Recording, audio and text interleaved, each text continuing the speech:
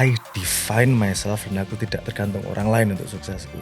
This is my own life yang memberi bukan orang lain kok. Kenapa aku harus subscribe pada rule of the game society? Intinya kan hidup kan ngisi kegiatan ngantri nunggu mati, that's it. Dalam hidup yang paling pasti cuman mati ya. Lainnya probability. Itu logical aja kalau aku. Kenapa harus ngalami lapar dan penderitaan segini, drama yang segini panjang. Endingnya balik ke kamu, life is misery, life is pain, that's it. Karena sepemahamanku Tuhan gak butuh manusia. Ngapain? Right. Bikin manusia. Hai, ini gua Daniel, tetangga kamu. Yuk kita mulai. Jadi sukses menurut lo itu apa? Di definisinya seorang Noelle tahu sendiri itu sukses itu apa? Sukses itu mati dengan tidak menyesali perjalanan. That's it.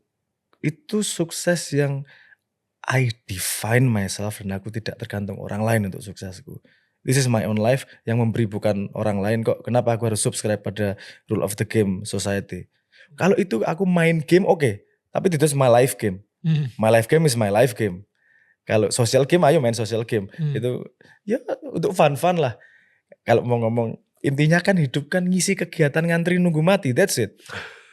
Kalau aku lihatnya gitu, karena ini sebenarnya sudah reflected di hukum ekonomi loh. Ekonomi itu kan kalau kita invest something itu kan pada data yang lebih pasti. Kalau datanya masih spekulasi, jangan investasi gede-gede. Ya. Kan itu apa resikonya tinggi. Ya. Dalam hidup yang paling pasti cuman mati ya. Lainnya probability. Itu logical aja kalau aku. Yang pasti mati kok. Oke, kamu mau duitnya kayak apa? Mau gamenya sehebat kayak apa? Pada game yang kamu subscribe kayak apa? Sama endingnya mati. Oke. Aku bikin lagu Sandaran Hati itu karena tidak bisa menerima kenyataan. Apa maksudnya? Try to make peace with that fact. Anyway mati. Kenapa besok? Kan gitu. Kenapa harus ngalami lapar dan penderitaan segini, drama yang segini panjang. Endingnya balik ke kamu, paling efektif sekarang, ya sekarang ngapain besok? Why? Itu pertanyaan big question yang kemudian melahirkan lagu Sandaran Hati itu. Ini life is misery. Waktu itu definisiku gitu, life is misery, life is pain, that's it.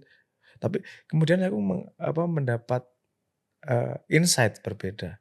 Bahwa without pain you cannot gain intense experience. Without pain. Tanpa kesakitan. Tanpa ada resiko kesakitan, kamu gak akan take the game serious. Tanpa ada resiko pain ya. Karena namanya resiko, sometimes you get in pain juga kan gitu. Itu part of the game memang, karena kalau tanpa ada risknya kita gak main beneran nih. Ketika kita main beneran, intensity dari experience jadi meningkat nih. Ketika intensity dari experience meningkat, growth dari soul kita juga meningkat secara cepat. Itu veil of forgetfulness. Mungkin bisa digali lebih lanjut ya, saya masuk area esoteris new age sedikit nih. Kita kan lahir pakai veil of forgetfulness. Ketika lahir kita lupa anything. Kita gak kenapa harus lahir, kita pernah ngapain, deal lahirnya gimana, kita kan lupa semua. Itu kan yang membuat game jadi intens. Karena kita gak tahu ngapa-ngapain, cari tahu, mungkin gagal. Itu jadi every ounce of experience jadi intens, jadi beneran tuh. Nah itu kemudian kan menurut sepemahamanku itu perjalanan untuk understand the unity.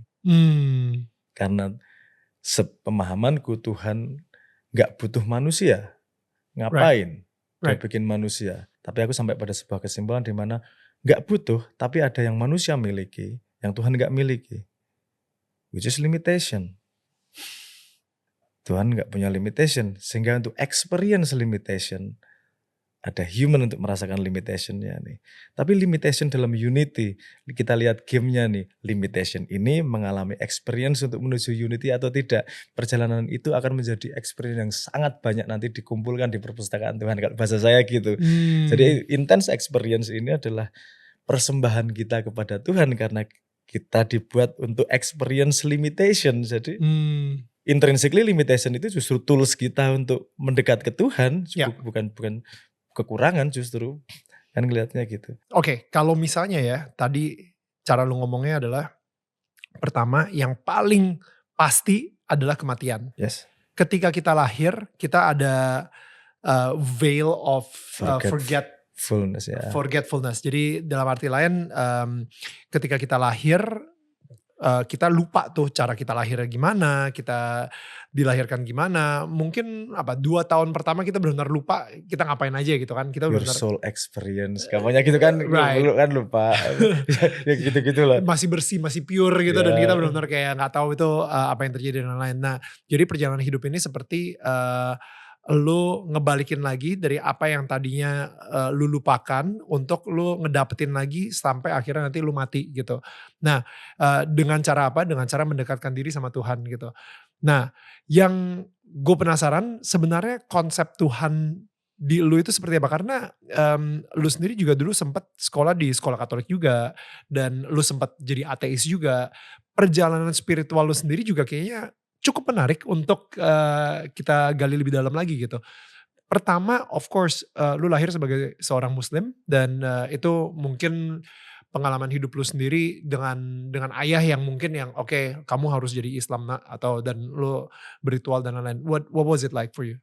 Tidak pernah digitukan sama orang tua dan seterusnya. Kalau saya lahir dalam kultur Islam dan ikut kultur Islam ya. Oke. Tapi kalau saya subscribe Islam itu nggak lama, belum lama. Karena gini, saya dulu mengira Islam itu mengajak kita percaya sama Tuhan. Mengajak percaya sama Nabi Muhammad dan seterusnya.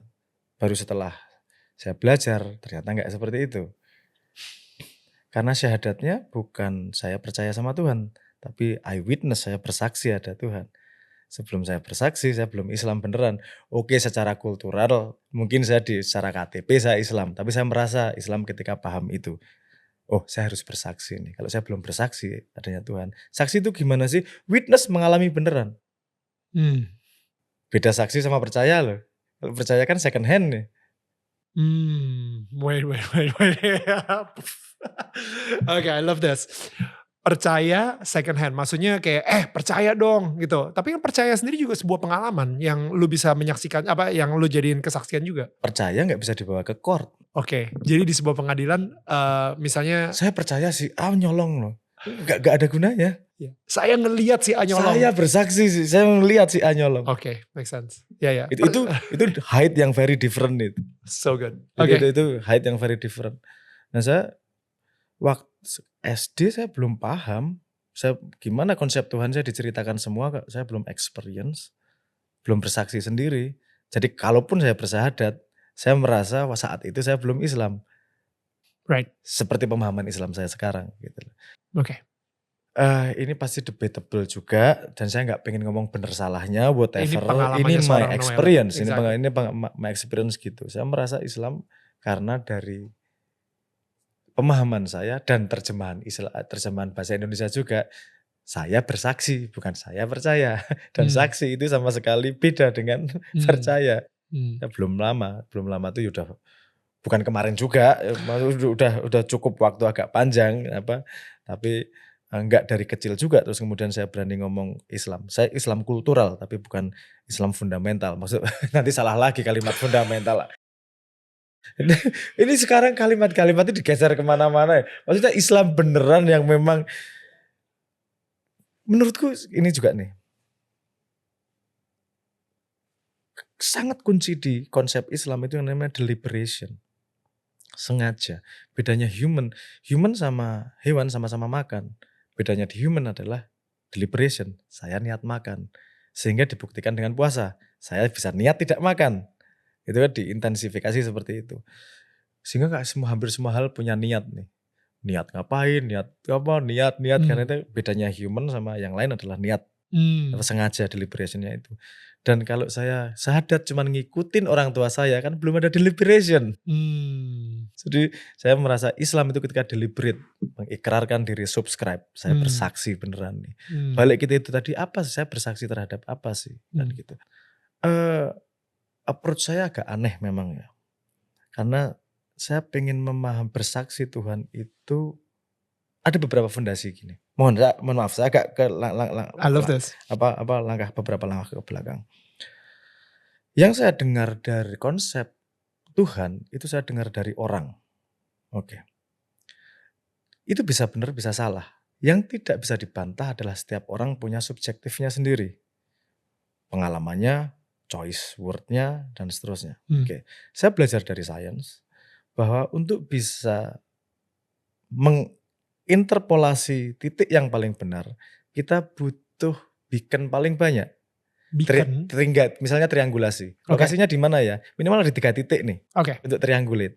Semakin banyak titik, kita kan semakin akurat. Semakin fokus dan Semakin akurat. fokus dan akurat di mana. So I learn from everything. Dengan premis begini.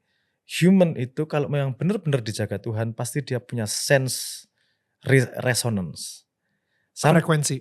Resonance. Resonansi itu efek dari frekuensi, gampangnya gitulah, resonance. Jadi kalau kita dengerin sesuatu yang profound kan, ada gitu. Itu resonance tuh, kan ada resonance. Jadi kalau semua human punya resonance, artinya semua yang diturunkan di agama dan kultur itu pasti satu resonance besar terhadap truth nih. Karena kalau nggak useful buat human, pasti nggak diajarkan ke anaknya. Semua orang tua pengen ngajarin yang resonance ke dia, ke anaknya. Ada filter ribuan tahun nih. Sehingga saya belajar sebanyak mungkin nih. Saya baca Weda, saya baca whatever saya baca. Saya pengen gimana sih resonansnya nih, kan gitu. Dan ini cara lu taruh bikin ini tadi, yang tadi itu. Saya cari titik untuk triangulasi ini. Tuhan ini sebenarnya kalau misalnya gimana di Weda sih seperti Tuhan apa, ini? di Alkitab, di Al-Quran, semuanya lo untuk bikin tersebut. Pasti mereka punya difference. Seperti kalau satu titik ada lingkaran, ini lingkarannya berbeda, ada yang intersection, ada yang sama dan ada yang berbeda kan gitu. Tapi kan yang saya pengen cari intersection dari the whole thing nih. Karena manusia punya experience yang berbeda-beda tapi punya resonance yang sama terhadap the infinite nih. Terhadap Tuhan. Karena premisnya Tuhan gitu ya. Premisnya Tuhan kan nggak make sense juga kalau Tuhan bikin veil of forgetfulness, manusia lahir, suruh kembali sama Tuhan tanpa ada modal. Minimal modalnya bawah sadar nih pasti. Modalnya bawah sadar untuk dia bisa mengalami experience secara intens. Karena kalau dikasih di kesadaran dia nggak akan intens nih. Dan pasti ada modalnya di bawah sadar. Betul. Ini reflect-nya pasti akan pada history dan society ini. Sehingga saya pengen baca segitu banyak dan cari kesimpulan apa sih. Sampai kemudian saya menyimpulkan bahwa ini cara human describe the infinite nih. Kita kan punya batas known dan batas unknown. Gini, semua manusia itu punya batas saya tahu ini. Saya tahu bahwa saya tidak tahu ini. Dan saya tidak tahu, bahkan tidak tahu kalau saya tidak tahu ini. Right. Oke. Untuk bisa manage life fully, itu kita harus bisa membuat delineation di situ. Kita harus bisa membuat batas. Kalau enggak kita kecampuran deduksinya kecampuran dari sumber-sumber yang mana. Sehingga bikinlah sebuah konsep yang tidak bisa kita ketahui itu sebagai deity. Kita define. Tuhan lah, udah Tuhan. kita gampangnya. Ini gue nggak tahu, saya nggak tahu tentang ini, ya ini pasti Tuhan lah, udah. Tapi ada perkembangan juga. Gini, dari Tuhan yang deity, maksudnya gini. Tadinya primordial experience alam, Tuhan angin, Tuhan matahari, whatever kan gitu. Menurutku jangan disalahkan karena itu human aja growth kok, society juga growth dong. Betul, kan itu growth. Baru kemudian kan sadar bahwa unity itu penting loh.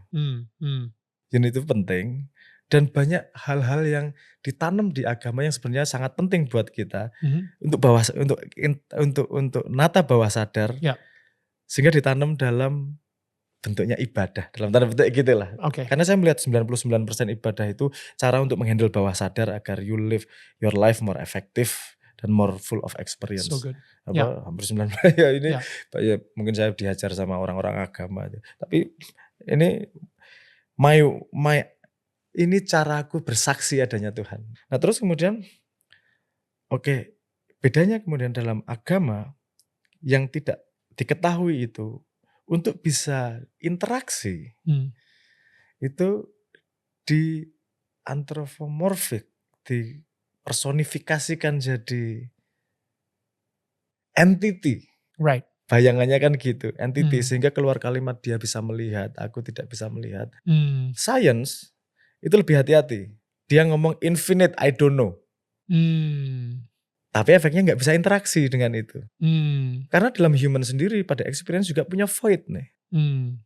Punya void yang diisi oleh infinite ini tadi. Contohnya gini. Saya sakit. Yang dipanggil pasti infinite yang maha menyembuhkan. Ya. Saya miskin. Yang dipanggil di infinite maha memberi kaya. Ya.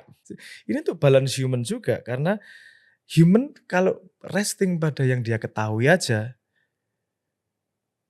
dia, mohon maaf ya, sepemahaman saya dia akan stres, dia nggak akan bisa kondak. Karena nggak punya sebuah pegangan juga gitu, sehingga dia kayak, aduh gue harus berpegang sama siapa? Emang harus ada si infinite ini.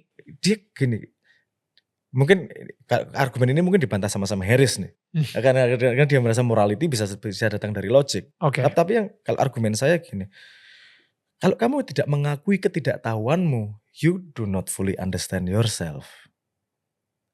Kalau kamu tidak mengakui ketidaktahuanmu. Kalau kamu tidak mengakui limitationmu, you do not understand yourself. Things that you do not understand can hurt you without you knowing. Jadi satu langkahnya adalah mengakui limitasi dan ketidaktahuan kita. Manage-nya gimana? Connect dengan the infinite. Connect-nya gimana? Karena kita paham sebagai human, the infinite dikasih nama deh.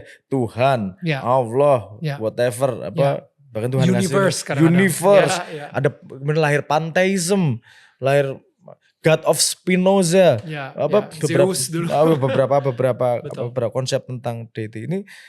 Kalau lebih dalam lagi jadi filsafat ilmu dan filsafat agama nih kemudian. Tapi basically itu pemahaman saya tentang Tuhan seperti itu. Yang kamu omongin itu bukan Tuhan, itu konsepmu tentang Tuhan. Ketika aku melawan konsepmu, saya nggak ngelawan Tuhan, saya melawan konsepmu tentang Tuhan. Kan kalau kita bisa mengukur kebesaran Tuhan, berarti kita lebih besar dari Tuhan. That's good. Tuhan maha besar aja saya nggak setuju. Saya setujunya Tuhan maha lebih besar. Aku minta itu aja. Digampar kalau salah jalan, tapi kalau jalannya bener ya didorong. Because I'm stupid. Aku cuma know this life selimit ini. Seharusnya yang punya modalnya untuk thinking itu untuk growth. Kan gitu kemudian untuk help other, untuk understand itu kan. Bukan untuk menggalang massa dan dijual suaranya kan, kayak gitu ya. Sorry ini belok politik lagi.